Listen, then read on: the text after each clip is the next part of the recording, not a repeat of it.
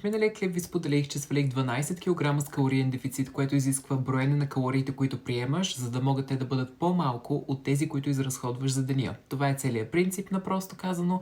И сега отговарям на този въпрос как да изчисля калориите в храната, която ям. Ще ви дам пример в една рецепта. Примерът, който ще използвам за обяснение е едно от ястията, което ядох вчера. Случи се да го снимам, така че използвам кадрите за обяснението тук. Всичко, което ви трябва, когато искате да си броите калориите е, разбира се, желателно кухненска везна, калкулатор и достъп до интернет. Нищо повече. И храната, разбира се. Така че да започваме. Клипчето ще бъде полезно както и за броене на калории, така и за идея за лесна рецепта, защото вие знаете, аз не седя в кухнята много и всеки път, когато влезна в нея и трябва да готвя, обикновено най-много да запека или сваря нещо. Така че да видим нещо мързеливо, сравнително засищащо. Общо взето нищо кой знае какво, просто варива, броколи с картофено пюре. От интернет виждаме, че в 100 грама сурови картофи има 77 килокалории, в 384 грама са 296 и уравнението съм ви го написал отдолу. 100 грама броколи има 34 килокалории според интернет, в 453 грама, които аз измерих, има 154 килокалории и уравнението отново е отдолу. Като помагам с уравнението, когато видите, че в 100 грама продукт има примерно 34 калории, най-лесно е просто да го разделите на 100, така че в 1 грам да разберете колко калории има, т.е. 0,34 и оттам умножавате по грамовете, които вие имате. За картофеното пюре използвам 100 мл прясно мляко, като на много продукти просто ползвайте калорийните стойности от самия пакет. В 100 мл има 65 килокалории, аз добавих и вода, затова изглежда повече. Във водата има много калории, няма смисъл да го коментираме, след което разбърках и се получи картофеното пюре точно по моя вкус и консистенция, както аз го харесвам лично. И към всичко това си добавих по мой вкус един пакетиран тестен готов продукт, 254 килокалории, както опаковката казва. Добавям всички калории заедно и получавам 769 килокалории, което за мен е стабилно ястие. Подчертавам, когато готвите, смятате и олиото, защото често се изпуска. Дано клипчето е просветлил малко темата. Това е просто една бегла идея как да изчислим калории в храната, която хапваме. Разбира се, мога да направя още клипчета, както и други за другите ви въпроси от сорта на